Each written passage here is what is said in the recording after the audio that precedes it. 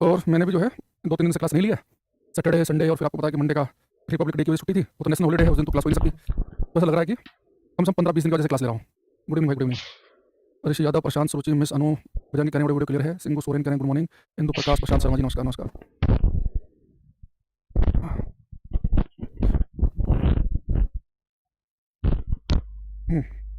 Relax हो गए? अच्छा।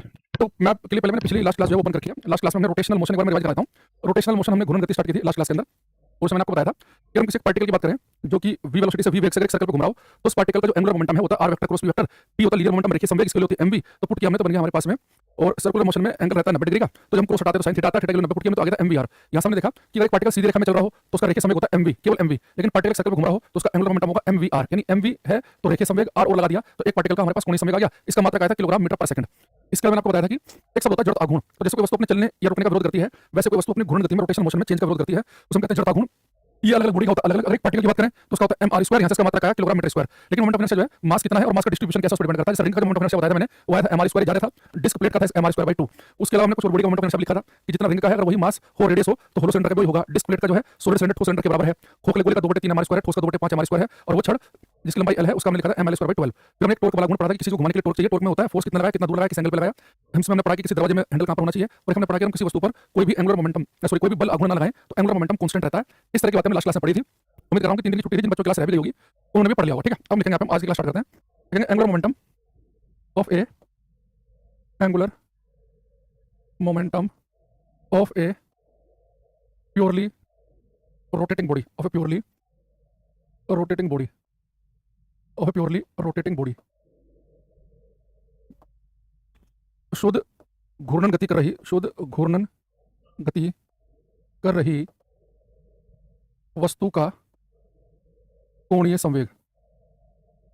बट हम एंगुलर मोमेंटम की बात करेंगे ऐसी बॉडी का। अब हम एक पार्टिकल की बात नहीं करेंगे, कण की, एक बॉडी, जैसे कि आपने गोला ले लिया गोला ले लिया, या कोई प्लेट ले ली, या कोई रिंग ले ली, या सिलेंडर ले लिया, पूरी पूरी बड़ी बॉडी जो रोटेट कर रही हो, प्योरली रोटेट कर रही हो। जैसे आपको बहुत प्योरली रोटेटिंग बॉडी का आपने बड़ा अच्छा एग्जांपल देखा होगा, जैसे कि लट्टू, स्पिनिंग टूल होता है ना, लट्टू लट्टू आप घुमाते हो तो वहीं के वहीं ऐसे रोटेट करता रहता है।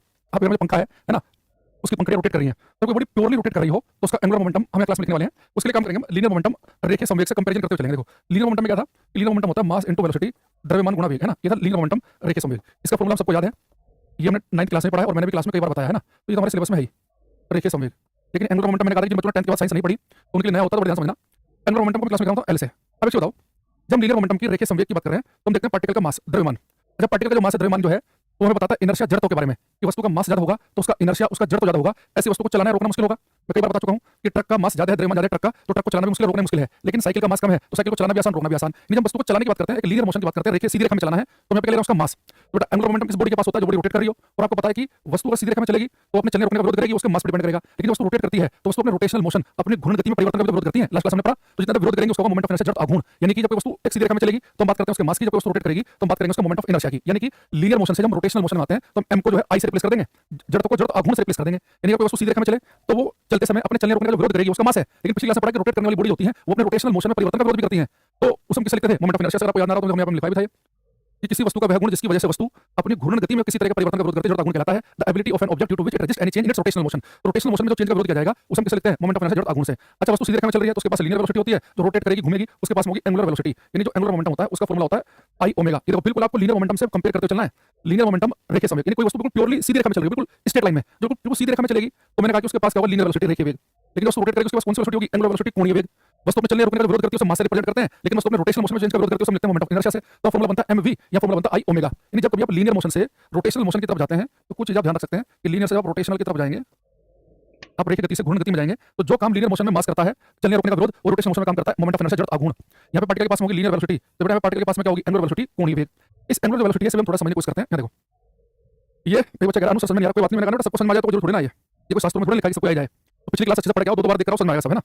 नहीं आ रहा तो कोई बात नहीं, इतना टेंशन लेने की जरूरत नहीं, छोड़ भी सकते हो उसे। अब देखो एंगुलर वेलोसिटी देखेंगे आप, ये बेटा हमारे पास सर्कल है, इसका जो सेंटर है वो है O, ठीक है। अब मान लो कि सर्कल जो है इसकी रेडियस r है। अगर मैं आपसे कहूं कि इसमें पार्टिकल है वो यहाँ से उस समय का यहाँ चला गया घूमकर, तो एक पार्टिकल जो है सर्कल पे घूम रहा है, तो उसे घूमते हुए ये सेंटर पर कितना एंगल बनाया, मान लो किसने एंगल बनाया थीटा। तो अगर मैं आपसे कहूं कि एंगुलर वेलोसिटी क्या होती है, एंगुलर वेलोसिटी, कोणीय वेग, तो कोणीय वेग जो है इसे लिखते हैं ओमेगा से, एंगुलर वेलोसिटी को। ये देखो होता क्या है, इससे पहले आप लीनियर वेलोसिटी पाओ रेखीय वेग पर, देखो कंपेयर करते हुए चलोगे ना तो ज्यादा बढ़िया रहेगा। लीनियर वेलोसिटी रेखीय वेग, हम केवल वेलोसिटी कह देते हैं ना, जो आज तक हम क्या कह रहे थे वेलोसिटी वेलोसिटी, वो एक्चुअली लीनियर वेलोसिटी रेखीय वेग है, इसे लिखते हैं v से। तो मैं आपसे कहूंगा लीनियर वेलोसिटी क्या होता है, लीनियर वेलोसिटी होती है डिस्प्लेसमेंट अपॉन टाइम, विस्थापन बटे समय। तो हम पढ़ते आ रहे हैं कि वेग होता है विस्थापन बटे समय, डिस्प्लेसमेंट अपॉन टाइम। तो डिस्प्लेसमेंट विस्थापन को हम ऐसे लिखते हैं, टाइम को लिखते हैं t से, तो इसका फॉर्मूला बना था विस्थापन बटे समय, डिस्प्लेसमेंट अपॉन टाइम, तो s/t। लेकिन बेटा एंगुलर मोमेंटम में जब हम लेंगे ना डिस्प्लेसमेंट लेंगे, बोलेंगे एंगुलर डिस्प्लेसमेंट, यानी कि कितना एंगल चला गया सेंटर पे, तो एंगुलर डिस्प्लेसमेंट। तो एंगुलर वेलोसिटी में होता है angular displacement, angular displacement, angular displacement upon time. तो एंगुलर वेलोसिटी को एकदम ओमेगा से, एंगुलर डिस्प्लेसमेंट होता है थीटा। जब भी मैं एंगुलर डिस्प्लेसमेंट की बात करूंगा उसमें लिखेंगे थीटा से, तो क्या बनेगा थीटा बाई टी। यानी कि यहाँ पे देखा जाता है जब आप सीधी रेखा में चल रहे होते हो तो आपका डिस्प्लेसमेंट क्या है, आप सीधी रेखा में चल रहे हैं, कि आप इनिशियल पॉइंट क्या है, फाइनल क्या है, स्ट्रेट लाइन से जोड़ दो, ये हमारा लीनियर डिस्प्लेसमेंट है ना, ये हमारा विस्थापन। लेकिन एंगुलर डिस्प्लेसमेंट क्या, पार्टिकल पहले यहाँ था, अब यहाँ चला गया, तो उसका एंगुलर डिस्प्लेसमेंट क्या होगा, किसने कितना सेंटर पे एंगल बनाया, तो एंगुलर डिस्प्लेसमेंट होता है थीटा। तो एंगुलर वेलोसिटी को लिखते हैं कोणीय विस्थापन बटे समय से। तो हिंदी वाले बच्चे चाहो तो ऐसे लिख सकते हैं, कोणीय क्या होता है, कोणीय विस्थापन बटे समय, कोणीय विस्थापन को लिखते हैं थीटा से, कोणीय विस्थापन बटे समय। ठीक है, अगर यहाँ पर एक काम करें थोड़ा सा और, ये मान लो कि जो विस्थापन है बहुत छोटा सा है, इसे मैं डेल्टा थीटा से लिख रहा हूँ, डेल्टा थीटा से। अब इसे भी लिख सकते हैं कोणीय विस्थापन को, बहुत किताबों में आपको लिखा मिलेगा delta theta by delta T. मान लो कि बहुत ही छोटा सा विस्थापन, पार्टिकल यहाँ से आ गया, बहुत ही छोटा सा एंगल चला है सेंटर पे, तो कोणीय वेग होता है कोणीय विस्थापन बटे समय। देखो लीनियर डिस्प्लेसमेंट क्या होता है, रेखीय विस्थापन बटे समय। हम डिस्प्लेसमेंट कहते हैं simple, linear displacement upon time है ना, तो ये होता है विस्थापन बटे समय, ये होता है कोणीय विस्थापन बटे समय। अब यहाँ से अगर आपसे कोई पूछे कि जो एंगुलर डिस्प्लेसमेंट है, सॉरी जो एंगुलर वेलोसिटी है, इसकी ऐसा यूनिट क्या बनेगी, तो एंगल को नापते हैं रेडियन में, टाइम को नापते हैं सेकंड में, तो इसकी ऐसा यूनिट बनती है रेडियन पर सेकंड। तो एंगुलर वेलोसिटी का मात्रक रेडियन पर सेकंड है, रेडियन पर सेकंड। जबकि जो रेखीय वेलोसिटी थी, जो लीनियर वेलोसिटी रेखीय वेग, इसका मात्रक क्या पढ़ रहे थे आज तक, इसका मात्रक क्या बनता है डिस्प्लेसमेंट अपॉन टाइम, यानी विस्थापन को नापते हैं मीटर में, टाइम को नापते हैं सेकंड में, तो मीटर पर सेकंड। यानी कुछ चीजें वैसी होती है, थोड़ा सा फर्क रहता है। जब लीनियर मोशन से जाएंगे, जब आप लीनियर से जाएंगे रोटेशनल पे, तो भाई पहले बात सुन लो, जो बताया सुन लो से, क्वेश्चन क्या आएगा कैसा आएगा, रुक जाओ पहले थोड़ा सब्र करो। अभी मैंने कहा आपसे कि अगर एक तो लोग ना जरा सा हल्की से कुछ चेंज हो, उस चेंज को एक्सेप्ट करने के लिए तैयार नहीं होते, हाथ पैर तुम्हारे जल्दी फूल जाते हैं। पहले सुनोगे, बुद्धि का प्रयोग करोगे, साथ में लिखोगे कॉपी में, कॉपी में समझ में आएगा, थोड़ा सब्र करो। देखो हमें पता है कि एक पार्टिकल है, अगर वो एक सीधी रेखा में भाग रहा है, सीधी रेखा में पार्टिकल के पास मास भी है, द्रव्यमान भी है, सीधी रेखा में भाग रहा है, तो सीधी रेखा में पार्टिकल भागा होगा तो उसके पास में होगा रेखीय संवेग, वो तो मास इनटू वेलोसिटी। यहां तक कोई समस्या नहीं है, भाई मास भी है और वेलोसिटी भी है, तो मास और वेलोसिटी को मल्टीप्लाई करेंगे तो हम कह रहे थे हम लीनियर मोमेंटम रेखीय संवेग। लेकिन मैंने कहा कि मेरे पास जो बॉडी है वो सीधी रेखा में नहीं चल रही, वो प्योर रोटेट कर रही है, तो रोटेट जब बॉडी करेगी तो हम लीनियर मोमेंटम से एंगुलर मोमेंटम पे आ जाएंगे। एंगुलर शब्द आएगी तभी जब कोई वस्तु घूम रही होगी। अब मैं क्या कर रहा हूं, अब मैं लीनियर आ रहा हूं एंगुलर पे, तो मैंने कहा कि जब कोई वस्तु सीधी रेखा में चलती है तो उसके पास तो लीनियर वेलोसिटी है ना, उसके पास तो रेखीय वेग है विस्थापन बटे समय। लेकिन जब कोई वस्तु घूमेगी तो उसके पास में होगा रेखीय वेग की जगह, रेखीय वेग जो है लीनियर वेलोसिटी होगी एंगुलर वेलोसिटी, तो उस एंगुलर वेलोसिटी को मैं v के यहाँ पे ओमेगा से रिप्लेस कर दिया। पार्टिकल सीधा चल रहा तो लीनियर वेलोसिटी घूम रहा तो एंगुलर वेलोसिटी है। दूसरा मैंने कहा कि यहाँ पे मास का काम क्या होता है, कि मास का काम होता है अपोज करना, चलने रुकने का। तो जब कोई वस्तु चलने रुकने का अपोज कौन करता है, उसका मास। वही काम रोटेशनल मोशन में हमने पिछले क्लास में पढ़ा कि जड़ आघूर्ण करता है, एंगुलर मोमेंटम करता है। तो यहाँ पे फॉर्मूला m p = mv था, सीधा आप लगा सकते हैं कि लीनियर मोमेंटम रेखीय संवेग होता है मास इनटू वेलोसिटी। यहाँ पे क्या होता है एंगुलर मोमेंटम क्या होता है, प्योरली रोटेटिंग बॉडी का कि moment of inertia, moment of inertia जड़ आघूर्ण इनटू एंगुलर वेलोसिटी। ठीक है, अच्छा दूसरी चीज, ये जो एंगुलर वेलोसिटी है कोई सी वेलोसिटी वेक्टर क्वांटिटी होगी, तो मोमेंटम भी वेक्टर क्वांटिटी है। ठीक है, हम पिछली क्लास में पढ़ चुके हैं कि मोमेंटम होता है एंगुलर मोमेंटम और लीनियर मोमेंटम, सारे अगर लीनियर मोमेंटम वेक्टर क्वांटिटी है तो एंगुलर मोमेंटम भी वेक्टर ही आएगा। लीनियर वेलोसिटी रेखीय वेग अगर वेक्टर क्वांटिटी है तो एंगुलर भी यही आएगा। ठीक है, दूसरी चीज, अब इसी फॉर्मूले को जो मैंने प्योरली रोटेटिंग बॉडी के लिए लगाया, इसी को ही मैं एक पार्टिकल के लिए अप्लाई करूं। अभी पूरी बॉडी की बात करें हम, अगर मैं फॉर ए पार्टिकल से अगर मैं पार्टिकल के लिए अप्लाई कर दूं, देखते हैं क्या आएगा। देखो मान लो एक पार्टिकल है, वो r रेडियस के सर्कल में घूम रहा है ना, v वेलोसिटी से r रेडियस के सर्कल में। तो पार्टिकल का क्या कर रहे हैं, एंगुलर मोमेंटम निकाल रहे हैं। तो पार्टिकल का मोमेंट ऑफ इनर्शिया कितना होता है, पिछली क्लास अगर आपको याद हो, पार्टिकल का मोमेंट ऑफ इनर्शिया होता है mr स्क्वायर। अब पता नहीं तुम्हें याद है कि नहीं है, यहाँ देखो एक पार्टिकल का मोमेंट ऑफ इनर्शिया, इसी कण का जड़ आघूर्ण, moment of inertia of particle. तो मास m है और r रेडियस के सर्कल में घूम रहा है, तो मोमेंट ऑफ इनर्शिया लिखा था पार्टिकल का mr स्क्वायर। अलग बॉडी का अलग होता है, सॉलिड ठोस गोले का होता है 2/5 mr स्क्वायर, खोखले का होता है 2/3 mr स्क्वायर, रिंग का होता है mr स्क्वायर। लेकिन एक पार्टिकल जो है जिसका मास m हो और r रेडियस के सर्कल में चक्कर लगा रहा हो तो mr स्क्वायर है इसका। ठीक है, अब यहाँ पर ये हमारे पास में ओमेगा। ठीक, अभी हमारे पास में जो लीनियर वेलोसिटी होती है v और जो एंगुलर वेलोसिटी ओमेगा, इनमें रिलेशन होता है v = r ओमेगा। ये रिलेशन याद रखना। यहाँ से मैं ओमेगा की वैल्यू निकालूंगा तो कोणीय वेग होगा वो क्या लीनियर वेलोसिटी बाई r के बराबर हो जाएगा। तो मैं यहाँ से पुट करूंगा mr स्क्वायर, ओमेगा की जगह आएगा v/r, एक r से r कट गया तो यहाँ से क्या आ गया mvr। और ये हम पिछली क्लास में पढ़ चुके हैं कि किसी पार्टिकल एक सिंगल पार्टिकल की अगर बात करें तो उसका लीनियर मोमेंटम, इसका एंगुलर मोमेंटम ये तो आया था mvr। तो इस वाले फॉर्मूले से हमने सोल्व किया जो प्योरली रोटेटिंग बॉडी का है, एक बॉडी का पार्टिकल का नहीं है, एक प्योरली रोटेटिंग बॉडी का मोमेंट ऑफ इनर्शिया होता है i ओमेगा। तो उसे हम पार्टिकल को अप्लाई करें तो mvr आ रहा है। जो पिछली क्लास में पढ़ा था कि किसी पार्टिकल का मोमेंट ऑफ इनर्शिया कितना होता है, लिखा था किसी कण का कोणीय संवेग, एंगुलर मोमेंटम ऑफ पार्टिकल। तो बेसिक फॉर्मूले से हमने सोल्व किया था, तो mvr तो आया था ये, तो यहाँ पर भी mvr आ गया, सेम बन रहा है। अब एक काम करेंगे, अब हम कोशिश करेंगे समझने की। अभी तो हमें कुछ समझ में नहीं आया, अब यहाँ पे देखना मैं बताना क्या चाह रहा हूँ। तो बच्चों यहाँ देखना, अब मान लो कि हमारी आज की क्लास जो है यहाँ से स्टार्ट है, अब ध्यान समझना। अब मान लो कि हमारी आज की क्लास यहाँ से स्टार्ट है, तो हमें दो तीन बातें छोटी सी याद रखनी है कि जब कोई पार्टिकल एक रेखीय गति में हो, एक रेखा में चल रहा हो यानी कि लीनियर मोशन हो, एक मान लो कि पार्टिकल रोटेट कर रहा है रोटेशनल मोशन हो, तो मैंने क्या कहा कि यहाँ पे लीनियर वेलोसिटी होती है, यहाँ पे होती है एंगुलर वेलोसिटी। ये बात रखना, यहाँ पे होता है लीनियर मोमेंटम, यहाँ पे होता है एंगुलर मोमेंटम, यहाँ पे लिखते हैं L से। यहाँ पे होता है हमारे पास में लीनियर डिस्प्लेसमेंट, उसे लिखते हैं S से। यहाँ पे होता है एंगुलर डिस्प्लेसमेंट, लिखते हैं थीटा से। हिंदी वाले बच्चों के लिए यहाँ पे होता है रेखीय वेग v से, यहाँ होता है कोणीय वेग ओमेगा, यहाँ होता है रेखीय संवेग p, यहाँ होता है कोणीय संवेग l, यहाँ होता है विस्थापन, यहाँ होता है कोणीय विस्थापन। यानी अगर यहाँ पे मैं मीटर हो, यहाँ पे कुछ मीटर में नाप रहा हूँ, यहाँ के लिए अगर मीटर है तो यहाँ के लिए क्या बन जाती है वो रेडियन। ठीक, अब यहाँ पे जाते हैं। अब मैंने कहा आपसे कि अगर आपसे कोई कहे कि लीनियर मोमेंटम क्या होता है तो आप कहेंगे मास इनटू वेलोसिटी। एक पार्टिकल का लीनियर मोमेंटम ये है, एक पार्टिकल का एंगुलर मोमेंटम हमने पिछली क्लास में पढ़ा कि होता है r vector cross p vector. लेकिन बड़ी बॉडी हो, प्योरली रोटेट कर रही हो तो उसका होता है i ओमेगा। इसके अलावा मैंने क्या बताया कि लीनियर वेलोसिटी होती है विस्थापन बटे समय, डिस्प्लेसमेंट अपॉन टाइम, लेकिन एंगुलर मोमेंटम होता है कोणीय विस्थापन बटे समय। कोणीय विस्थापन बटे समय, ठीक है। तो यानी कि हमने छोटी सी जो बातें पढ़ी हैं इसे दोबारा समझेंगे। ऐसी अगर मान लो कि किसी वस्तु को चलाना है तो हमें लगाना पड़ता है फोर्स, किसी वस्तु को घुमाना है तो हमें लगाना पड़ता है टॉर्क बल आघूर्ण। इस बल आघूर्ण की बात हमने पिछली क्लास में की है। यार आप छोटी सी बातें ध्यान रखोगे, ये बहुत ज्यादा काम आएगी हमारे इसे रिप्लेस करने वाले सब। कभी मैं क्वेश्चन कराऊंगा आपको, अब ध्यान रखना कि जैसे कोई वस्तु के रोटेशनल मोशन की बात है, घूर्णन गति की बात है, तो आप समझना कि लीनियर मोमेंट, लीनियर जब गति कर रहा था, रेखीय गति कर रहा था, तो वहां पर v था, तो v को यहाँ ओमेगा से रिप्लेस कर देंगे। वहां पर उसके पास में अगर मास था तो उस मास को यहाँ पे मोमेंट ऑफ इनर्शिया से रिप्लेस कर देंगे। वस्तु को सीधे रेखा में चलाने के लिए बल चाहिए होता है, घुमाने के लिए बल आघूर्ण चाहिए होता है ना। जब कोई वस्तु सारे समझो, सारे सिंपल है, ये क्या रेखीय वेग है, ये कोणीय वेग है, ये रेखीय संवेग है, ये कोणीय संवेग है, ये विस्थापन है, ये कोणीय विस्थापन है, ये बल है, ये बल आघूर्ण है, ये द्रव्यमान है और ये जड़ आघूर्ण है। तो ये हल्का सा समझने की कोशिश करो, फिर मैं से क्वेश्चन दिखाऊंगा आपको कैसे होंगे, फिर आपको आसान लगने लगेगा, ठीक है। अब हमारे पास में यहाँ पे आपको बताना है कि ये फॉर्मूला आप मुझे बताएंगे, तो ये फॉर्मूला क्वेश्चन से दिखाता हूँ आपको। अगर आपसे पूछा जाए ये फॉर्मूला किस चीज का है, इसे अपनी बुद्धि का प्रयोग करके करो। एक एक्सप्रेशन है 1/2 I ओमेगा स्क्वायर, कह रहा है कि ये जो फॉर्मूला है ये किसे रिप्रेजेंट करता है। एक ऑप्शन लिख रहा है रोटेशनल काइनेटिक एनर्जी को, घूर्णी गतिज ऊर्जा को, घूर्णी कोणीय संवेग को, टॉर्क को, पावर को, किसका फॉर्मूला होगा ये। अब मैंने कहा आपसे जब भी आप रोटेशनल मोशन पे गए होंगे तो बेटा हमारे पास फॉर्मूला है half I omega square. Rotational motion में क्या करते हैं, ये I किसकी जगह आता है, m की जगह, और ओमेगा किसकी जगह आता है, v की जगह, यानी हाफ mv स्क्वायर। तो बेटा हाफ mv स्क्वायर किसका फॉर्मूला बनता था हमारे पास में, काइनेटिक एनर्जी का। जब कोई पार्टिकल सीधे रेखा में भाग रहा होता था तो उसकी गतिज ऊर्जा क्या होती थी, हाफ mv स्क्वायर। जब कोई पार्टिकल रोटेट करेगा तो उसकी रोटेशनल काइनेटिक एनर्जी क्या बनेगी, हाफ I ओमेगा स्क्वायर। तो ये रोटेशनल काइनेटिक एनर्जी का फॉर्मूला है, ये रोटेशनल काइनेटिक एनर्जी। देखो आप सीधी सी बात समझो, मैंने कहा आपसे कि भाई जैसे मान लो कि आपके पास गतिज ऊर्जा का फॉर्मूला आपने पढ़ा हाफ mv स्क्वायर, तो कोई पार्टिकल एक m मास है उसका v वेलोसिटी है, और किसी पार्टिकल की गतिज ऊर्जा हाफ mv स्क्वायर, तो रोटेशनल काइनेटिक एनर्जी कितनी होगी उसकी। तो रोटेशन में कैसे क्या करते हैं, m की जगह क्या आ जाता है I और v की जगह आ जाता है ओमेगा। बताया मैंने कि जो काम यहाँ पर m करता है वही काम रोटेशन में I करता है, जो काम यहाँ पे v करता है वो काम यहाँ पे ओमेगा करता है। यानी कि मेरे पास में काइनेटिक एनर्जी आएगी, rotational kinetic energy. Rotational kinetic energy का फॉर्मूला है ये। अभी तो क्वेश्चन देखेंगे आपको हल्का सा भी आइडिया आना शुरू होगा।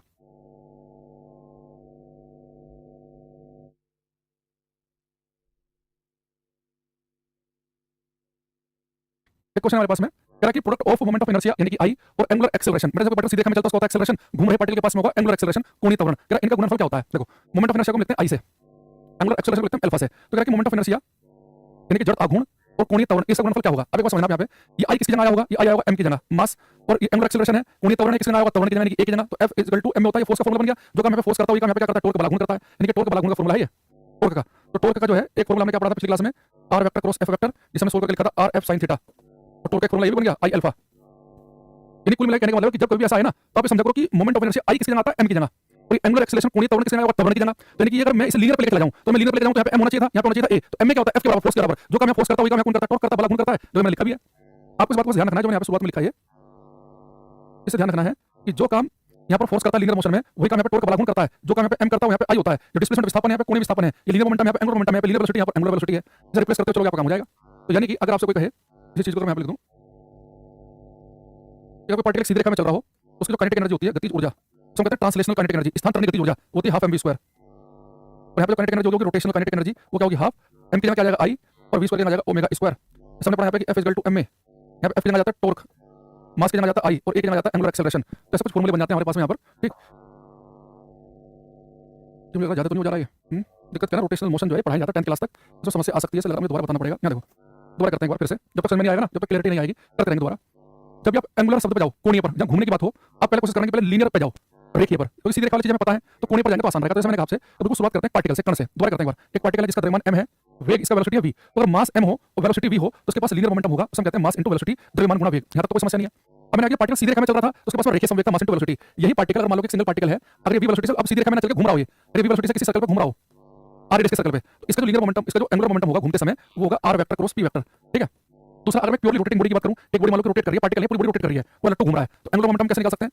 जब कोई वस्तु जब सीधे रेखा में चलती है तो अपने चलने रोकने का विरोध करेगी, उसे m से लिखते हैं। रोटेशनल मोशन में विरोध जो करते हैं उसे लिखते हैं I से। तो कोई वस्तु सीधे रेखा में चलेगी होगी लीनियर वेलोसिटी, घूमेगी तो होगी एंगुलर वेलोसिटी। तो प्योरली रोटेट कर रही है बॉडी तो उसके पास में ये होगा, ठीक है। अभी लीनियर वेलोसिटी और एंगुलर वेलोसिटी में रिलेशन होता है v = r ओमेगा, ठीक है। एक रिलेशन में याद रखना v = r ओमेगा। फिर मैंने दूसरा आपसे कहा कि अगर यहाँ पर काइनेटिक एनर्जी आपके पास में हाफ mv स्क्वायर, इसे हम कहते हैं ट्रांसलेशनल, स्थानांतरण गतिज ऊर्जा, यानी ट्रांसलेशन यानी आप लाइन में चलते हैं तो kinetic energy half mv square. जब कोई वस्तु रोटेट करेगी रोटेशनल काइनेटिक एनर्जी क्या होगी, m की जगह I आएगा, v स्क्वायर की जगह आ जाएगा ओमेगा स्क्वायर, ठीक है। इसके अलावा मैंने क्या कहा कि आपसे कि यहाँ पे होती है लीनियर वेलोसिटी होती है विस्थापन बटे समय, यहाँ पे होती है एंगुलर वेलोसिटी कोणीय विस्थापन बटे समय, इसे नापते हैं रेडियन पर सेकंड में, इसे नापते हैं मीटर पर सेकंड में, ठीक है। इस तरह की छोटी सी बातें मैंने की यहाँ पे क्लास में। अब हमारे पास में फॉर्मूला है v = r ओमेगा। इसे थोड़ा सा इसमें एक क्वेश्चन समझने की कोशिश करेंगे हम। मान लो कि मैं आपसे कहूं कि आपके घर में आपके पंखा है, ठीक है, आपके घर में ये पंखा है और इसमें 3 पंखड़ी लगी हुई हैं।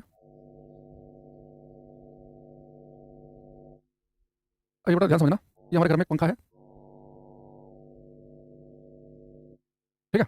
अब पंखा जो ऐसे घूम रहा है, ठीक, हमारे पीछे तो पंखा ऐसे घूम रहा है। अब आपके पास में कैरेट गाजर है, आपको इस गाजर को जो है वो काटना है, तो बताओ इस गाजर को काटना पसंद करोगे, जैसे ये बीच वाला हिस्सा होता है जो रोटेट कर रहा है, आप ये गाजर जो है बिल्कुल यहाँ नजदीक रखने की कोशिश करोगे, या जो ब्लेड है, जो पंखड़ियां ब्लेड, इसके बिल्कुल एंड में रखना पसंद करोगे। आपको गाजर को इजीली काटना है या बिल्कुल एंड में रखना पसंद करोगे, ये बिल्कुल नजदीक रखोगे, कहाँ रखोगे, नजदीक की दूर।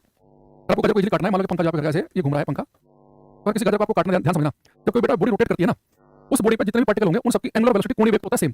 v is equal to r omega में, यानी कि जो एंगुलर वेलोसिटी होती है सेम होती है, same for all particle, same for all particles of body. वस्तु के सभी कणों के लिए समान होता है। जो कोणीय वेग है, कोणीय वेग पिंड के सभी कणों के लिए समान रहती है। पिंड के सभी कणों के लिए समान। पूरी बॉडी रोटेट करेगी तो उसके हर पार्टिकल का कोणीय वेग होता है सेम। लेकिन यहाँ पे एक चीज देखना, ये जो लीनियर वेलोसिटी है रेखीय वेग, तो जब r की वैल्यू ज्यादा होगी तो लीनियर वेलोसिटी ज्यादा होगी। लेकिन आपने गाजर यहाँ पर रखी है कि इसी जब पंखा घूम रहा होगा, एक पार्टिकल मैंने यहाँ पे ले लिया, पंखे का एक यहाँ पे ले लिया, जब पंखा घूम रहा होगा तो ये पार्टिकल जो होगा ना इसके लिए रेडियस ज्यादा है, और r की वैल्यू इसके पार्टिकल की लीनियर वेलोसिटी ज्यादा है। तो यहाँ पे जो गाजर रखी होगी ना उस पर ये पार्ट जो होगा पंखे बहुत ही भयंकर स्पीड से टकराएगा, और यहाँ पे जो पार्ट होगा उसकी लीनियर वेलोसिटी कम होगी। यहाँ पे r की वैल्यू कम है तो v कम होगा। अगर यहाँ पे गाजर रख देंगे तो बहुत जल्दी कट जाएगी जितना दूर रखेंगे। और किसी कई बार में तो लोग पंखा घूम रहा है उस पंखे को रोकना चाहते हैं, तो कुछ लोग जैसे बीच में हाथ अड़ा के पंखे को रोक देते हैं। अगर किसी को बीच में हाथ अड़ाना है तो उसे क्या करना चाहिए, उसे बिल्कुल एंड में हाथ नहीं लगाना चाहिए। बिल्कुल एंड में हाथ लगाएगा तो बहुत ज्यादा इंजरी होगी, बहुत चोट लगेगी। लेकिन पंखा घूम रहा है उस पंखे को रोकना ही है तो बीच में लट्टू टाइप से का है उसमें करना चाहिए, जितना नजदीक हाथ लगाएगा उतना आराम से रोक पाएगा। लेकिन कोई पंखा रोकता है ना, क्या करता है सेफ साइड बीच में हाथ लगाता है, वो उसे लगता है कि बीच में ठीक रहेगा। नहीं, जब कोई पंखा से रोटेट कर रहा हो उसे रोकना है बड़े आराम से, तो बिल्कुल जहाँ पे पंखा घूम रहा है उसको यहीं पे हाथ लगाएगा तो आराम से रुक जाएगा। दूर लगाएगा, यहाँ पे लगाएगा तो ये बहुत स्पीड से भागते आता है, यहाँ वाले पार्ट की स्पीड ज्यादा होती है तो बहुत इंजरी हो सकती है। लेकिन हाथ तो ना लगाना चाहिए, ना यहाँ नहीं लगानी चाहिए। भी इस एक फिजिक्स समझने का तरीका है, बदतमीजी नहीं करनी चाहिए। भले चोट यहाँ कम लगे तो कम इतनी चोट लग सकती है, यहाँ से खाली उतर जाए तो हमें ऐसा रिस्क लेने क्यों है। और समझाने के लिए बता रहा हूँ मैं कि जब कोई पंखा रोटेट कर रहा हो तो यहाँ पे हाथ डालेंगे तो उतनी चोट नहीं लगेगी, जो व्यक्ति यहाँ पर हाथ डालेगा उसे चोट लगेगी ज्यादा, क्योंकि आर की वैल्यू जितनी ज्यादा होगी लीनियर वेलोसिटी रेखीय वेग उतना ज्यादा बन जाएगा। तो ये वाले पार्ट होते हैं वो बहुत ज्यादा स्पीड से भागते वाले होते हैं, ये वाले ये खतरनाक होते हैं एकदम। ये काटने चीरने के लिए भाग रहे हैं। ये वाले जो पार्ट है वो आराम से चल रहे होते हैं, है ना। मतलब ये जो पार्ट होंगे इनकी लीनियर वेलोसिटी कम होगी, रेखीय वेग कम होगा, यानी कि अब जब ये पार्टिकल थोड़ा सा आगे बढ़ेगा तो यहाँ इतने इसके लिए तो लीनियर वेलोसिटी मान सकते हैं ना। तो यहाँ पर टक्कर मारेगा आकर, तो ये पार्ट होती है टक्कर मारेगा, ये लोग टक्कर नहीं मारेगा। सारा गेम किस चीज का है, सारा गेम है यहाँ पे दिख रहा है कि आर की वैल्यू जितनी ज्यादा होगी उतना ज्यादा लीनियर वेलोसिटी होगी, तो दूसरे पार्ट का लीनियर वेलोसिटी रेखीय वेग ज्यादा होता है तो ज्यादा टकराएंगे। ठीक है, अच्छा अब हमारे पास आ गया, वापस आते हैं फिर से दोबारा सारी चीजों पे वन बाय वन। इतनी बार बोलेंगे क्लास में आपको याद हो जाए। मैंने फिर से क्या कहा, एक पार्टिकल है, द्रव्यमान m है, एक सीधी रेखा में भाग रहा है, तो सीधी रेखा में भाग रहा होगा तो रेखीय संवेग होगा लीनियर मोमेंटम mv। पार्टिकल है, मास m है, v वेलोसिटी से भाग रहा है एक सर्कल में, तो उसका एंगुलर मोमेंटम होगा r vector cross v vector. यही अगर पूरी की पूरी बॉडी रोटेट कर रही हो, जैसे पंखे का बीच वाला हिस्सा रोटेट कर रहा होता है तो उसके पास होगा एंगुलर मोमेंटम होता है i omega, purely rotating body के लिए। ठीक है, ये एंगुलर वेलोसिटी क्या होती है, कोणीय विस्थापन बटे समय के बराबर।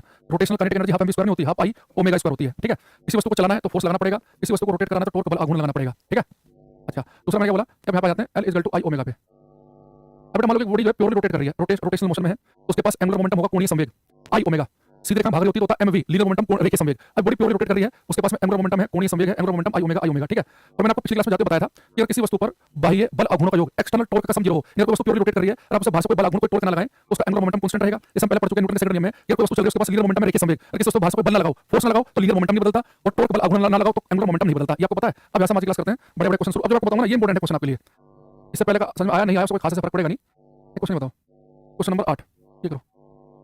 ये हर क्लास में घंटे में हो जाता है, हमारी पिछली क्लास में घंटे के लगे, आज भी अगर मुझे घंटा खराब हो जाएगा। आपकी क्लास में बहुत समय लग गया है। ये कह रहा है कि किसी पिंड पर लगने वाले बल आघूर्ण शून्य हो, यानी कि किसी पिंड पर आप कोई टॉर्क बल आघूर्ण ना लगाओ तो कौन सी मात्रा स्थिर रहती है, तो टॉर्क 0 हो, बल आघूर्ण 0 हो। तो बेटा आपको पता है अगर किसी वस्तु पर हम टॉर्क बल आघूर्ण ना लगाएं तो क्या रहता है, एंगुलर मोमेंटम क्या रहता है, कांस्टेंट। तो कोणीय संवेग के लिए टॉर्क बल आघूर्ण क्या होना चाहिए, 0। अगर बल शून्य होता तो क्या चीज कांस्टेंट रहती, रेखीय संवेग, है ना। तो हमारे पास आंसर क्या बनेगा इसका, सी ऑप्शन। तो किसी वस्तु पर बाह्य बल आघूर्ण का योग शून्य हो, बाह्य बल आघूर्ण का योग शून्य हो, कोई बाहर से टॉर्क ना लगाएं तो एंगुलर मोमेंटम क्या रहेगा उसका, कांस्टेंट। अब ये बात आपने रट्टा वाली समझ ली। अब इसी चीज को हम थोड़ा सा यहाँ पे समझते हैं। ये क्वेश्चन नंबर 1 करो, मोहित, आराध्या, सुरुचि, मनोज। पहले क्वेश्चन नंबर लिखेंगे 1। अब मैं आपको देखना चाहूंगा कि आप इस क्वेश्चन को कर पाएंगे कि नहीं। ये कई बार पेपर में आ चुका है भाई। अच्छा एग्जाम में ये क्वेश्चन कई बार रिपीट हो चुका है।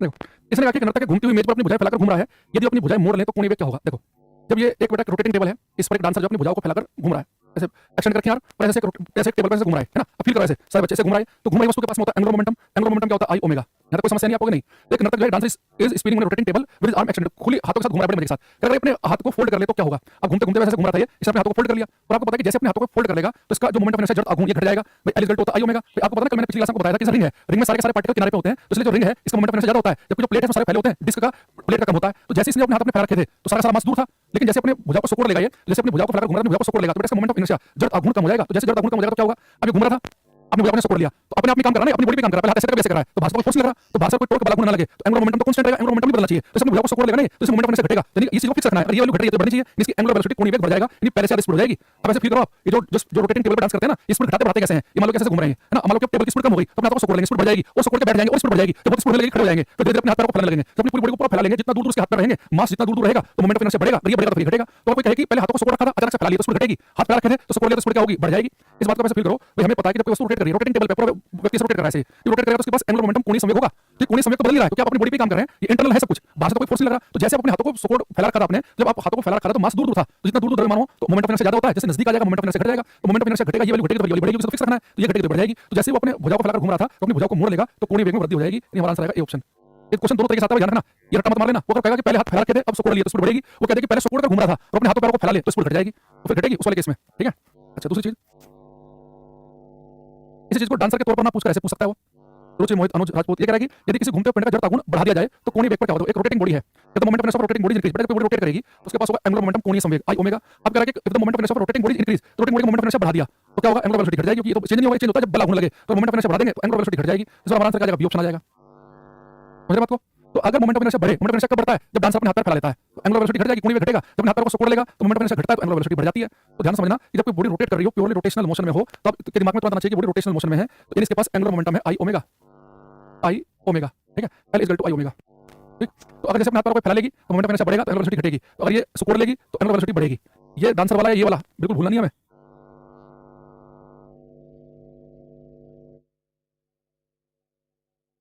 क्या करना क्या चंद्रमा पृथ्वी के चारों ओर घूमता है तो इसमें कौन सी मात्रा संरक्षित रहती है, बेटा फॉलोइंग क्वांटिटी रिमेंस कंजर्व्ड। बेटा जब चंद्रमा पृथ्वी के चारों तरफ घूमेगा तो घूमने वस्तु के पास क्या होता है, एंगुलर मोमेंटम, है ना। एंगुलर मोमेंटम कांस्टेंट रहेगा, हाथ से सकोड़े चाहे फैलाए, एंगुलर मोमेंटम में फर्क नहीं पड़ा, एंगुलर वेलोसिटी फर्क पड़ा है। एंगुलर मोमेंटम कोणीय संवेग कभी बदल सकता है, बाहर से कोई बल लगे, तो घूमने वस्तु के पास में क्या होता है, एंगुलर मोमेंटम, तो घूमने वस्तु का मोमेंटम रहता है कांस्टेंट, वेलोसिटी नहीं रहेगी क्योंकि डायरेक्शन तो बदल रही है लगातार, वेलोसिटी एंगुलर मोमेंटम जो है उसकी जो वैल्यू है वो चेंज नहीं होगी। कोणीय संवेग तो वस्तु सीधे रेखा में भाग रही हो तो उसका लीनियर मोमेंटम भी बदलता, वस्तु घूम रही है तो उसका एंगुलर मोमेंटम नहीं बदलता।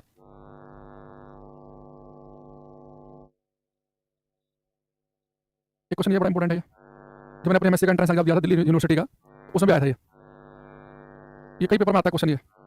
इसने कहा कि यदि अचानक पृथ्वी अपने वर्तमान त्रिज्या के आधे हिस्से तक सिकुड़ जाए तो दिन कितना कम होगा। तो धरती जो है अगर उसकी रेडियस आधी रह जाए तो दिन कितना कम हो जाएगा।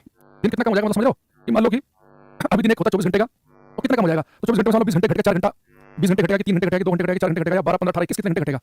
इसका मैं पहले आपको समझा देता हूँ, तो इसका आंसर याद कर लेना। ये क्वेश्चन दो तरीके से आता है, एक आंसर होता है 6 घंटे, एक का होता है 18 घंटे। तो ध्यान समझना कि 6 घंटे कब लगाना है, 18 कब लगाना है। देखो अभी बात समझो, इसमें अगर त्रिज्या आधी हो जाए, सिकुड़ कर आधी हो जाए तो दिन कितना कम हो जाएगा। दिन जो होता है कैसे होता है, धरती जो है अपने एक्सिस के अबाउट रोटेट कर रही है, ऐसे रोटेट कर रही है, तो धरती एक रोटेशन पूरा करती है 24 घंटे में। तो धरती एक रोटेशन जितने घंटे पूरा करती है उसमें कहते हैं कि एक दिन, वो एक दिन है, यानी कि जब दिन जो होता है वो 24 घंटे का होता है, धरती एक रोटेशन 24 घंटे पूरा करती है। अच्छा रोटेट करने वाली बॉडी के पास होता है एंगुलर मोमेंटम, तो अब धरती का जो एंगुलर मोमेंटम जो है बेटा, जितना एंगुलर मोमेंटम जो है अभी रेडियस आर थी उतना एंगुलर मोमेंटम बाद में एंगुलर मोमेंटम बदलेगा नहीं जब तक बाहर से कोई बना लगे। धरती आपस में अब जैसे डांसर जो हाथ को फैला ले सकोड़ ले, धरती की रेडियस अचानक से कम हो जाए, ज्यादा धरती के अंदर ही हो रहा है, वो सब इंटरनल काम है वो। तो धरती की रेडियस आर थी, जितना एंगुलर मोमेंटम कोणीय संवेग तब था उतना ही तब रहेगा जब रेडियस आधी हो जाएगी। एंगुलर मोमेंटम क्या होता है, आई ओमेगा, क्या हो जाएगा, I1 omega 1 equal to I2 omega 2।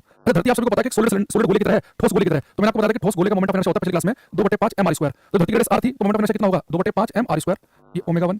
अच्छा अब रेडियस कितनी होगी, आधी, तो मोमेंट ऑफ इनर्शिया कितना रहेगा, 2/5 m, अब रह जाएगा आधा, r/2 का होल स्क्वायर क्योंकि ओमेगा 2, 2/5 mr² 2/5 mr² कट गया, सॉरी 2/5 से 2/5 m कट गया, ये r स्क्वायर ओमेगा 1 बराबर हो जाएगा r²/4 ओमेगा 2, r² कट गया, यानी अगर मैं ओमेगा 2 निकालूंगा तो ओमेगा 2 आ जाएगा और ओमेगा 1। यानी हमने क्या देखा, अगर पृथ्वी की त्रिज्या जो है आधी रह गई, यानी पृथ्वी जो है सिकुड़कर आधी रह गई, तो आपको पता है कि हाथ पैर हम सिकुड़ते हैं तो एंगुलर वेलोसिटी बढ़ जाती है डांसर की, तो धरती की बढ़ जाएगी। अगर धरती की त्रिज्या आधी हो जाए ना तो धरती जितना तेज से घूम रही है ना उसका 4 गुना तेज घूमना शुरू कर देगी, 4 गुना तेज। नहीं अभी धरती एक चक्कर पूरा करती है 24 घंटे में, अभी कितने समय पूरा करती है 24 घंटे में, 24 आवर्स में। अगर उसकी त्रिज्या आधी हो गई तो उसका कोणीय वेग पहले से 4 गुना हो जाएगा, यानी पहले से 1/4 यानी कि 6 घंटे में धरती एक चक्कर पूरा कर लेगी। तो पेपर में ये पूछे कि भैया बताओ कि धरती अभी एक चक्कर 24 घंटे पूरा करती है, उसकी त्रिज्या आधी हो गई, त्रिज्या जो धरती सिकुड़ गई तो घूमेगी तो फटाक से चक्कर पूरा कर लेगी, तो धरती जो है 6 घंटे में चक्कर पूरा कर लेगी। पर इस क्वेश्चन में ध्यान समझना, उसने नहीं पूछा कि उसने कि धरती अगर अपनी त्रिज्या की आधी हो जाए तब एक दिन कितने घंटे का होगा, एक दिन होगा 6 घंटे का। उसने क्या पूछा है, उसने पूछा कि अब दिन कितना कम हो जाएगा। धरती अभी एक चक्कर पूरा 24 घंटे में कर रही है, त्रिज्या आधी हो गई, धरती चक्कर पूरा कर लेगी 6 घंटे में, तो एक दिन कितने घंटे कम हो गया, तो कमी कितनी आ गई, तो कमी कितनी आ गई 24 घंटे में से 6 घटाएंगे यानी कि 18 घंटे कमी आ जाएगी। यानी जो 24 घंटे का दिन हो रहा था वही दिन अब 6 घंटे का होगा। तो उसने नहीं पूछा कि कितने घंटे का दिन हुआ करेगा, कितने घंटे की कमी आई, 18 घंटे की। तो क्या क्वेश्चन समझ में आया, ऐसा करो क्वेश्चन में याद कर लो। अगर पेपर में क्वेश्चन आए, क्योंकि क्वेश्चन में यही वाला ही आता है इसमें कि अगर पृथ्वी की त्रिज्या आधी हो जाए तो पहले से दिमाग में रखो कि पृथ्वी से घूम रही थी, पहले रोटेट कर रही थी, एक चक्कर कर रही थी 24 घंटे पूरा। अगर धरती की त्रिज्या आधी हो गई, धरती ने आपको सपोर्ट लिया तो सपोर्ट धरती भागने लग जाएगी। अभी हमने पढ़ा डांसर तेज भागता है, तो धरती की त्रिज्या आधी हो जाए तो धरती पहले से 4 गुना तेज भागेगी, तो उसकी जो एंगुलर वेलोसिटी है, जो कोणीय वेग है, पहले से 4 गुना हो जाएगा, 4 गुना। यानी कि पहले 24 घंटे का दिन होता था 6 घंटे का होगा। तो इसमें दो चीजें ध्यान रखना, अगर पेपर में आए कि धरती की त्रिज्या आधी होने पर अब एक दिन कितने घंटे का हुआ करेगा, 6 घंटे का, वो पूछेगा कितने घंटे की कमी आ जाएगी, तो 24 से 6 घंटे का दिन हुआ यानी कि 18 घंटे की कमी आ गई। सबसे ध्यान रखना इस बात को। इसमें प्रूफ कैसे किया, हमने कहा कि धरती घूम रही है तो जितना कोणीय संवेग उसका जब त्रिज्या आर थी उसमें जितना कोणीय संवेग था एंगुलर मोमेंटम उतना कोणीय संवेग कभी होगा जब त्रिज्या आधी हो जाएगी। भाई डांसर जो है वो हाथ फैला के घूम रहा है, घूम रहा है, उसका कोणीय संवेग तो बदलता नहीं है, तो त्रिज्या आर थी जो कोणीय संवेग तब था वही कोणीय संवेग अभी होगा आधी हो जाएगी, तो कोणीय संवेग क्या होता है, I ओमेगा, यानी कि I1 ओमेगा 1 यानी कि I2 ओमेगा 2। तो धरती का मोमेंट ऑफ इनर्शिया निकालना, धरती ठोस गोला है, ठोस गोले का होता है 2/5 mr², पिछली क्लास में लिखा था। तो त्रिज्या आर थी 2/5 mr², ये ओमेगा 1, I2 कितना हो जाएगा, त्रिज्या हो गई आधी, तो यहां पे आर की जगह मैंने क्या 2/5 में r/2 कर दिया, पहले r² था, रेडियस r थी अब r/2 होगी, सोल क्या तो एंगुलर वेलोसिटी की 4 गुना, धरती 4 गुना तेज घूमेगी, तो 24 की जगह 6 घंटे का दिन होगा, यानी कि कमी कितनी आ जाएगी, 18 घंटे की।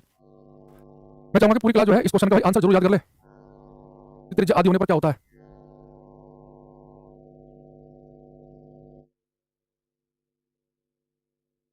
क्योंकि बच्चा क्या करेगा, एक फॉर्मूला भी हमने जिक्र किया था कुछ फॉर्मूला थोड़ी देर पहले, अगर आपको याद हो, कह रहे किसी पिंड का जड़ आघूर्ण 100 किलोग्राम मीटर स्क्वायर हो, आई की वैल्यू 100 दे दी और इस पर 50 मीटर का बल आघूर्ण लगाया जाता है, तो कह रहा है कि उत्पन्न कोणीय त्वरण ज्ञात कीजिए।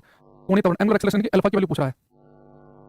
देखो किसी पिंड का जड़ आघूर्ण जो है आई वो 100 किलोग्राम मीटर स्क्वायर, बल टॉर्क कितना लगाया 50 न्यूटन मीटर का, तो कह रहा है कि पिंड में उत्पन्न कोणीय त्वरण कितना है। तो मैंने आपको फॉर्मूला बताया था अभी, जैसे फोर्स होता है F = ma, तो टॉर्क मैंने बताया बेटा यहाँ मास आई आ जाएगा, एक आ जाएगा अल्फा, तो टॉ भी दे रखा है, आई भी दे रखा है, अल्फा निकालना है, ये वाला फॉर्मूला लगा लो। F = ma होता है ना, ऐसे टाउ होता है आई अल्फा, तो टाउ होता है आई अल्फा, मुझे निकालना है angular acceleration alpha, tau by I, तो कितनी 50 न्यूटन मीटर, इसकी कितनी 100 किलोग्राम, 1/2 यानी कि 0.5। एक्सेलरेशन किसमें निकालते हैं, मीटर पर सेकंड स्क्वायर में, मीटर के आता रेडियन, तो रेडियन पर सेकंड स्क्वायर आ जाएगा 0.5, 0.5 लिखा है, ये 5 ऊपर पहुंच गया, 0.5 रेडियन पर सेकंड स्क्वायर, इसका आंसर आएगा बी ऑप्शन। ठीक है, जितना मैंने आपको बता दिया ना, ये बहुत ज्यादा है, इतने की जरूरत है नहीं। रोटेशनल मोशन में बहुत ही गिनी चुनी बातों की जरूरत पड़ेगी। रोटेशनल मोशन में जरूरत पड़ेगी कि जब कोई ग्रह सूर्य के चक्कर काट रहा हो या चांद धरती के चक्कर काट रहा है, तो उसका एंगुलर मोमेंटम कांस्टेंट रहता है, घूमने वस्तु के पास कोणीय संवेग होता है। इसमें फॉर्मूला एक क्वेश्चन आपके आ सकता है, ये हाथ से कोड़ने फैलाने वाला, कि घूमते घूमते हाथ से कोड़ दिया जाए तो स्पीड बढ़ेगी, फैला दिया जाए तो स्पीड घट जाएगी। आपसे क्वेश्चन पूछ सकता है पेपर में इससे जुड़ा हुआ ये वाला कि भाई ये बताओ कि अगर धरती की त्रिज्या आधी रह जाए तो दिन 6 घंटे का होने लगेगा या 18 घंटे की कमी आ जाएगी। आपसे कोई पूछ सकता है कि वस्तु अपने चलने रुकने का विरोध करती है, हम कहते हैं इनर्शिया, ऐसे कोई वस्तु अपने रोटेशनल मोशन में घूर्णन गति में परिवर्तन का विरोध करती है, हम कहते हैं मोमेंट ऑफ इनर्शिया। या आपसे इनके मात्रक पूछ सकता है, ये पूछ सकता है कि स्केलर वेक्टर, लीनियर मोमेंटम भी वेक्टर है तो एंगुलर मोमेंटम भी वेक्टर होगा, लीनियर वेलोसिटी का वेक्टर है तो एंगुलर वेलोसिटी भी वेक्टर होगा। या फिर पूछ सकता है आपसे कि इनके मात्रक बता दो, एंगुलर मोमेंटम का मात्रक क्या, मोमेंट ऑफ इनर्शिया का क्या है। ये छोटी छोटी सी बातें, जो जो आपको याद है ना वही आएंगी। ये हमने कुछ बातें डिस्कस की, तो सीधे वो पॉइंट डायरेक्ट नहीं बता सकते, प्रोसेस में कुछ बतानी पड़ती है। ठीक है, एक बच्चा कह रहा है कि अगर उसमें रेडियस वाले केस में अगर त्रिज्या डबल कर दो, एक बच्चा कह रहा है कि अगर हमें काम करें, अगर पृथ्वी जो है इसकी रेडियस अगर डबल हो जाए, आधी की जगह धरती की रेडियस डबल हो जाए, तो एक दिन कितने घंटे का होगा, है ना। अगर देखो प्रोडक्ट बताया, धरती हाथ से कोड़ ले, फैला ले, धरती से कोड़ जाए, फैल जाए, तो घूम रही वस्तु का कोणीय संवेग को बदलता नहीं है। कोणीय संवेग होता I1 ω1 होता, एंगुलर मोमेंटम होता L = I ओमेगा, या I1 ω1 I2 ω2। तो धरती का ठोस गोला है तो इसका मोमेंटम ऑफ इनर्शिया 2/5 mr² ω1 फिर 2/5 m, लेकिन यहाँ पे r कितना हो चुका है 2r, है ना। तो 2/5 से 2/5 कट गया, हो गया r² ω1, इधर हो जाएगा 4r² ω2, ये r² कट गया तो ω2 जो हो जाएगा 1/4। यानी कि अगर धरती जो है वो अपनी जो त्रिज्या है, अगर अपनी त्रिज्या को धरती जो है वो डबल कर ले, बेटा उसकी एंगुलर स्पीड घट जाएगी, पहले से 1/4 रह जाएगी, पहले से 1/4 स्पीड कम हो गई। पहले चक्कर लगा 24 घंटे में, अब 4 गुना समय लगेगा, 96 घंटे का दिन हो जाएगा। पहले दिन कितने का था, 24 घंटे का। अगर धरती की त्रिज्या होगी डबल, तो आपको पता कि हाथ से कोड़ते ही स्पीड घट जाती है, तो जो नई वाली जो एंगुलर वेलोसिटी है, जो नया वाला कोणीय वेग आया, पहले वाले का क्या था ω1, पहले वाले का 1/4 रह गया, तो पहले चक्कर लगा 24 घंटे में, अब कितने घंटे में लगेगा, इसका 4 गुना 96 घंटे का दिन हो जाएगा धरती पे, 96 घंटे का, समझ रहे हो। अगर हमारी धरती माता जहां पर बिल्कुल वैसी वैसी होती, जो इसका मास है द्रव्यमान वही का वही होता, बस धरती क्या होती, जो उसकी त्रिज्या है वो धरती की त्रिज्या जो है अब से डबल होती। एक तो क्या होता, इतना सरफेस बढ़ जाता, लोड थोड़े सस्ते हो जाते, रोड की संभावना सस्ते रहने की होती, और एक दिन में होता 96 घंटे का। भाई साहब दिन काटने भारी हो जाते हैं, दिन 96 घंटे का हो रहा है, तो हमने वो सही मामला सेट किया एकदम, 24 घंटे का दिन बढ़िया चल रहा है, एकदम सही मामला है। ठीक है, तो वो तो कितना भी पूछ सकता है, नॉर्मली उसका जो फिक्स क्वेश्चन है ना, वो फिक्स स्टैंडर्ड में आधे वाला ही पूछता है। उसका ध्यान रखना, जब धरती की रेडियस कम या ज्यादा वाला पूछे ना, तो किसी डांसर के हाथ से कोड़ने फैलाने वाले से, धरती की त्रिज्या आधी हो गई, धरती सुकड़ गई तो तेज भागेगी, धरती की रेडियस डबल हो गई, यानी कि धरती फैल गई तो स्पीड घटेगी, है ना। तो जो हमने डांस वाले के समझा था कि हाथ सुकड़ता है तो उसका मोमेंट ऑफ इनर्शिया जो है घट जाता है, तो स्पीड बढ़ती है, एंगुलर वेलोसिटी बढ़ेगी, है ना। जल्दी दिन पूरे हो जाएंगे, धरती फैल जाएगी, अगर धरती फैल गई तो मोमेंट ऑफ इनर्शिया बढ़ गया, एंगुलर वेलोसिटी घटेगी, स्लो हो जाएगी तो दिन बड़े हो जाएंगे, है ना। इस तरह की बातें ये बच्चा कैसे ग्रेविटी बढ़ जाती है, ग्रेविटी बढ़ेगी। मैं जी की जो वैल्यू है हमने क्या पढ़ा, कैपिटल जी m/r², अगर धरती की रेडियस बढ़ गई तो जी की धरती पे कम हो जाती, 9.8 रहती, 9.8 यहाँ कुछ और होती। अगर धरती की त्रिज्या है r और उसकी जगह धरती की रेडियस होती डबल, तो रेडियस डबल होती तो जी का मान घटता, यानी कि यहाँ 9.8 यहाँ वैल्यू कुछ और होती फिर।